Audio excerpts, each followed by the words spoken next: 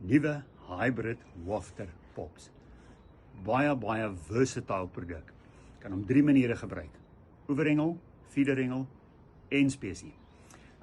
Wat beautiful van hom is, hy's 'n hookable wafter. Jy kan hom op die hoek hak vir 'n dood eenvoudige papgooihengel.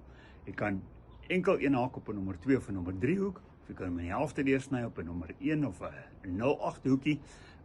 Jy kan hom op feederhengel gebruik op die spike, op 'n speedstop, of jy kan hom gebruik in spesiehengel. Jy kan 2 van hulle, 3 van hulle opsit. Jy kan 'n cluster bou. Die beste van hierdie vir my is dat omdat hy sag is, kan ek hom kalibreer.